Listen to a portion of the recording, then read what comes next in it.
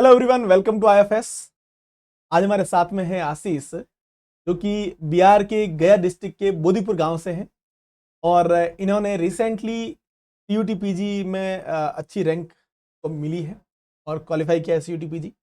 हम इनसे बात करेंगे और जानेंगे कि कैसे इन्होंने प्रिपरेशन की और कब इनकी बीएससी हुई। बीएससी के साथ में प्रिपरेशन अगर की है तो कैसे दोनों है वो सीयूटी पीजी और बीएससी दोनों साथ में कैसे उन्होंने हेल्प किया। सारी बातें करेंगे आज हम इनसे, और कहाँ से प्रिपरेशन की और कैसी इनकी स्ट्रेटजी थी, ये सारी चीज़ें अपन डिस्कस करने वाले हैं। तो आशीष, एक बार आप बताइए कि आपकी बीएससी कंप्लीट हो चुकी है या फिर अभी चल रही है? फिर कंप्लीट हो चुकी है 2024 में। 2024 में इनकी बीएससी कंप्लीट हो चुकी है। ओके, तो आशीष, अपन शुरुआत से शुरू करते हैं। तो मुझे जी एक सर। बात बताइए आप कि आपको ये सीयूटी पीजी के बारे में कहाँ से आइडिया लगा कि भाई सीयूटी पीजी का एग्जाम देना चाहिए, है ना, मैं आगे सेंट्रल यूनिवर्सिटीज के अंदर एमएससी कर। फिर क्लास 12th में starting last time class 12th का एंड में मेरे को पता चल गया था इसके बारे में। क्योंकि जैम के सीयूटी बारे में पता चला था। सीयूटी यूजी भी होता है, तो वो भी आपने दिया था? नो सर, सीयूटी यूजी नहीं दिया था, ओके। CUT PG. और ओके। बेसिकली फर्स्ट ईयर में भी और सर ने बताया था इसके बारे में कि इसके हम्म, थ्रू पीजी करने के लिए किसी हम्म, और भी इंस्टीट्यूट से। ठीक है। तो आपने इसकी सीयूटी की प्रिपरेशन है वो कब से शुरू की? बीएससी फर्स्ट ईयर से ही शुरू कर दी थी या फिर बाद में शुरू किया? सर बेसिकली सीयूटी पे उतना फोकस नहीं था, जैम पे फोकस था। तो थर्ड ईयर के एंड में स्टार्ट किया था प्रिपरेशन। जैम में फोकस था? आपने जैम का एग्जाम भी दिया? Yes sir. एग्जाम दिया जैम का? जी सर। ठीक है। तो जब आपने जैम की प्रिपरेशन की और साथ में सीयूटी की तो हो गई, तो शुरुआत में आपका कॉन्फिडेंस लेवल कैसा था?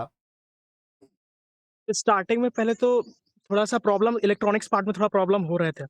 बाकी सारे ठीक थे। हम्म, तो प्रॉब्लम प्रैक्टिस करते-करते धीरे-धीरे आपका लेक्चर मैंने बहुत फ़ॉलो किया इलेक्ट्रॉनिक्स को लेकर के। फिर उसके बाद कॉन्फिडेंस आने लगा धीरे-धीरे, फिर सब सॉल्व होने लगा सर, फिर प्रॉब्लम नहीं आ रहा था। शुरुआत में आपकी प्रिपरेशन स्ट्रेटजी क्या थी? सर मैं फ़ोकस ज़्यादातर मैं थ्योरी पार्ट पे स्टार्टिंग में कर रहा था। हम्म, उसके बाद जैसे-जैसे एग्ज़ाम क्लोज़ आने लगा, तो प्रैक्टिस बढ़ा दिया। हम्म, मॉक टेस्ट देने लगा और पेपर एनालिसिस कर रहा कहाँ पे एरर हो रहा है तो उसके बाद पेपर देने से थोड़ा-सा और कॉन्फिडेंस बूस्ट हो गया सर एग्ज़ाम से पहले। बिल्कुल बिल्कुल। स्टार्टिंग में थ्योरेटिकल पार्ट ज़्यादा पे फोकस था। तो आपने सीयूटी पीजी के ही पेपर दिए या फिर आईआईटी जैम के भी पेपर दिए थे? सर आईआईटी जैम पे भी पेपर दिया था।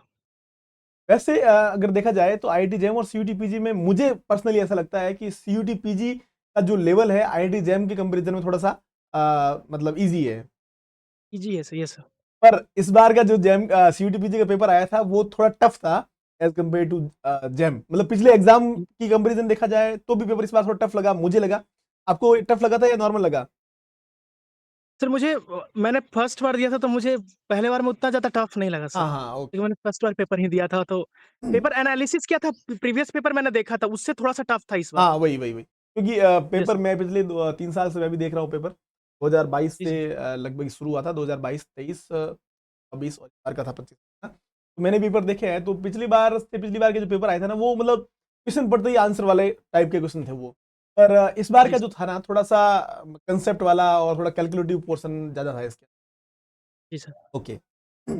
तो आपके जो स्टडी प्लान में रिवीजन का कैसे टाइम मैनेज कर रहे थे आप, रिवीजन और अभी आपने क्या ड्रॉप किया था क्या? यस सर, 1 साल मेरा ड्रॉप था 1 ईयर। अच्छा, तो मतलब पूरा फोकस आईआईटी जैम और सीयूटी पीजी पे ही था कुल मिला के, या जी कुछ सर। और भी कर रहे थे साथ में? साथ में जेस्ट का एग्ज़ाम पे फोकस था सर, अभी तक जेस्ट का एग्ज़ाम हुआ नहीं है, जेस्ट पे भी फोकस था पर इस बार। अभी आपको इस फोकस को कंटिन्यू रखना है, क्योंकि अभी जस्ट का एग्जाम की डेट आ चुकी है, 22 जी, जी। एग्जाम की डेट है। और यस सर। अभी हम आईटी पर इतने टाइम तो हमने आईटी जैम पर जस्ट के पीवाईक्यूज डिस्कस किए थे, पर अभी हम सीएसआर नेट का जो हमारा चैनल है आईएफएस फिजिक्स, वहां पर जी सर। मंडे से ही हमें वो जस्ट के पीवाईक्यूज शुरू करने वाले हैं, है ना। तो ओके सर। जरूर आप भी और अपने दोस्तों को भी बताना, आप जो लोग और तैयारी करना चाह रहे हैं जस्ट में। तो हम वहां पर अभी इस नेक्स्ट वीक से मैं शुरू कर रहा हूँ electronics and solid state physics, और उसके ओके बाद सर। में दूसरी फैकल्टी है वो उसको कंटिन्यू करें। Okay okay, okay sir. ठीक है। तो आपको वैसे टफ जो टफ टॉपिक थे उनको कैसे अप्रोच किया फिर आपने? प्रैक्टिस के थ्रू सर, मुझे सबसे ज़्यादा टफ इलेक्ट्रॉनिक्स और सॉलिड स्टेट पार्ट लगता था। तो उसको प्रैक्टिस किया, बहुत ज़्यादा प्रैक्टिस करने के बाद वो धीरे-धीरे सॉल्व होने लगा सर, और मैंने आपका लेक्चर फॉलो किया था इसके लिए बेसिकली इलेक्ट्रॉनिक्स का पार्ट। और तो सर सबसे इजी जो प्रॉब्लम सॉल्विंग क्लास लाते थे वो देखता था। और सबसे इजी सब्जेक्ट कौन से लगे आपको?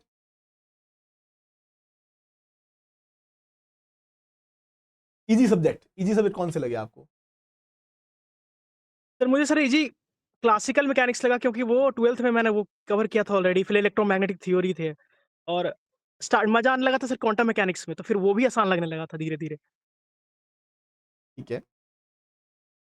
अगर हम बात करें तो लगभग आपने जैसे आईआईटी जैम और सीयूटी पीजी की तैयारी कब से शुरू कर ली थी?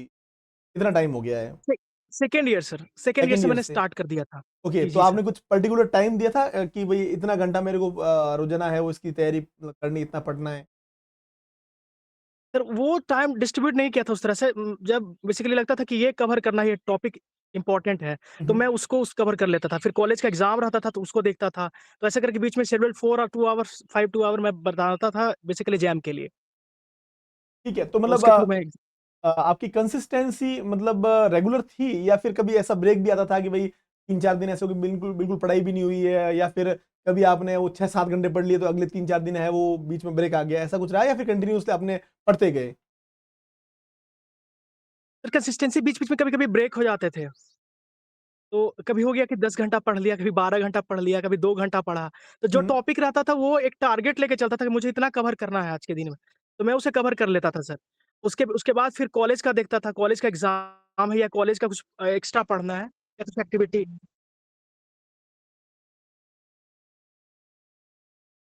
अ, आपने मॉक टेस्ट भी दिए थे क्या?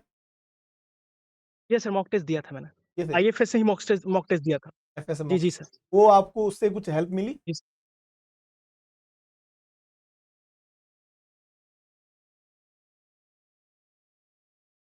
बहुत हेलो? सारे बहुत हेल्प मिले सर उससे, क्योंकि जैसे स्टार्टिंग में प्रॉब्लम हो रहा था सॉल्व करने में, फिर मैनेजमेंट में प्रॉब्लम हो रहा था। लेकिन हम्म, जैसे-जैसे प्रैक्टिस करते गया टाइम मैनेजमेंट सही हो गया। तो प्रैक्टिस करते मॉक टेस्ट देने से। Okay okay okay. देखो आप जब आपने जब आईआईटी जैम का एग्जाम दिया था, बाद में वो शायद तक पेपर आपका ठीक नहीं रहा होगा और बीच में कई बार ऐसा भी हुआ होगा कि आप डीमोटिवेट हुए होंगे, तो फिर आपको वापस मोटिवेशन कैसे मिल रहा था?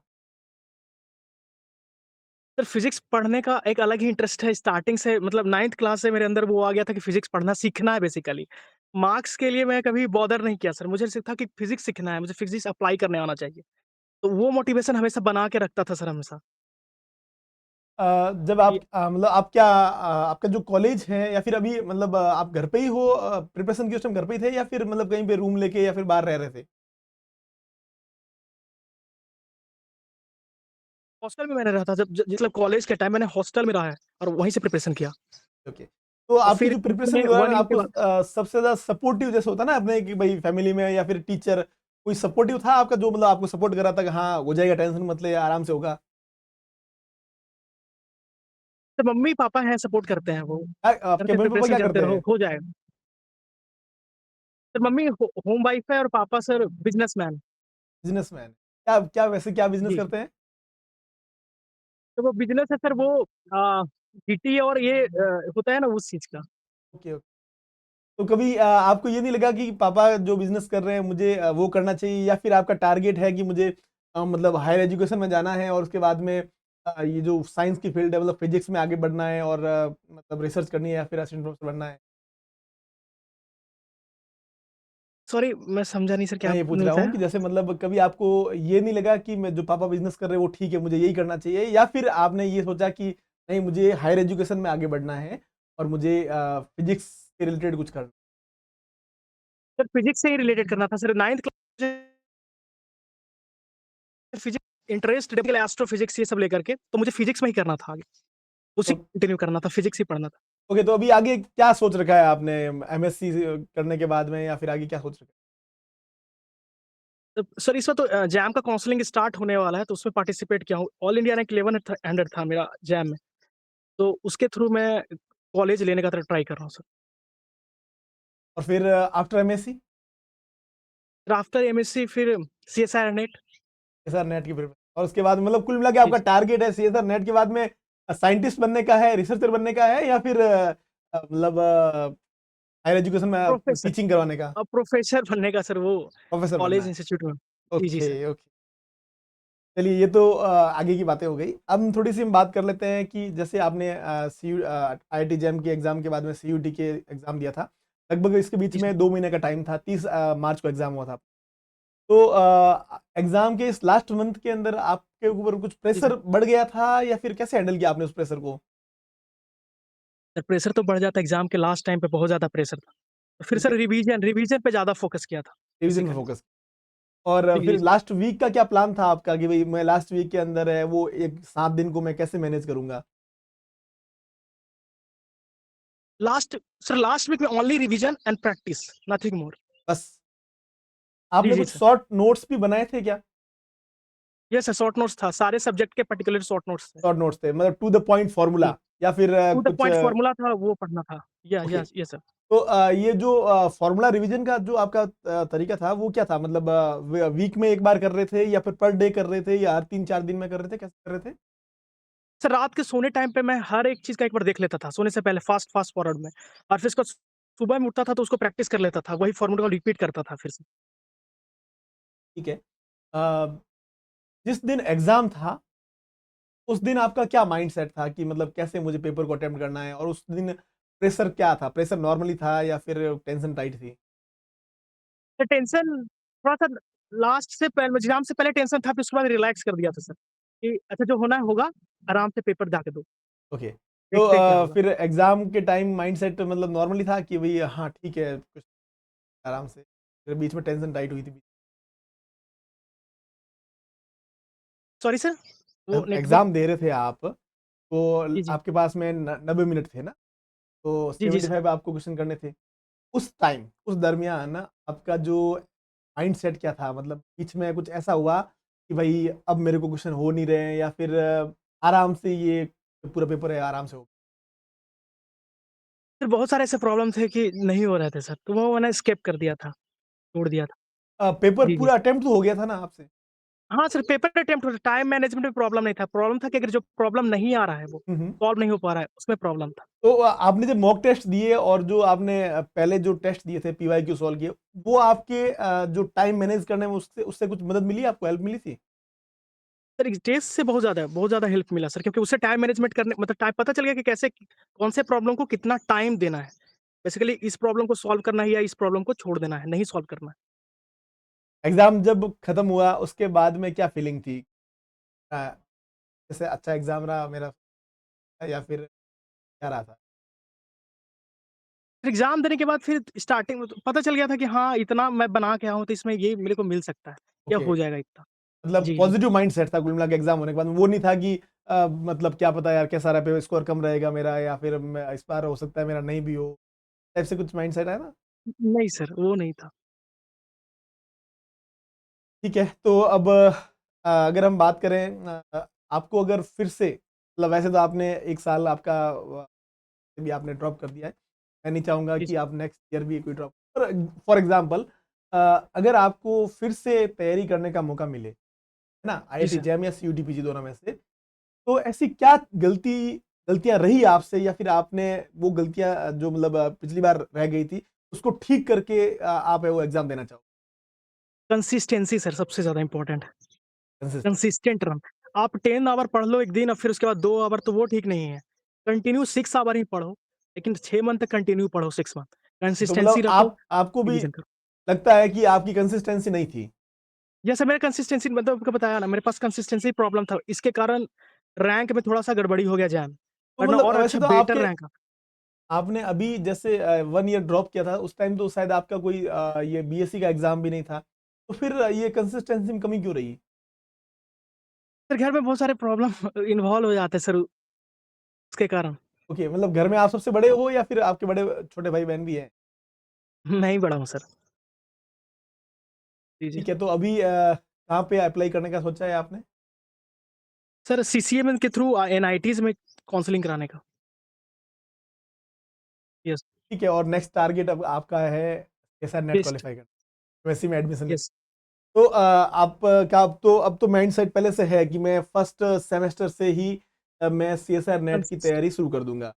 और कंसिस्टेंट सर, कंसिस्टेंट से। कंसिस्टेंसी के साथ। मतलब टारगेट ये है कि एमएससी होने से पहले-पहले मेरा सीएसआर नेट जेआरएफ होना चाहिए। जी सर। ओके, और फिर आपका जो फाइनल जो मोटो है वो है असिस्टेंट प्रोफेसर बनने का। और जी, जी। हम भी ये दुआ करते हैं और प्रे करेंगे। सेकंड चीज़ ये है कि जितनी आईएफएस से मदद होगी वो हम आपकी हेल्प करेंगे पूरी।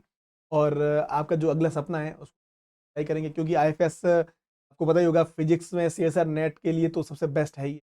तो जी सर। अगर आपको कंसिस्टेंसी रखनी है और अच्छे से प्रिपरेशन करनी है, तो आईएफएस का फिजिक्स चैनल, जितने दिन आपने आईआईटी जेम का चैनल है वो फॉलो किया आईएफएस का, अब जी सर। आपको आईएफएस फिजिक्स चैनल है वो फॉलो करना है। और अगर आप कंटिन्यूअसली कंसिस्टेंसी के साथ में अगर जो हमारे वाईटी का सेशन रहता है वो अगर आप अटेंड कर लोगे तो आपका जेआरएफ होने से कोई रोक नहीं सकता। और वैसे तो ये है कि कंसिस्टेंसी रखी है आपने, क्योंकि जो फ्री की चीज़ होती है ना यूट्यूब पे, वो जी सर। बच्चों को मतलब उसमें कंसिस्टेंसी रहती नहीं है, है ना?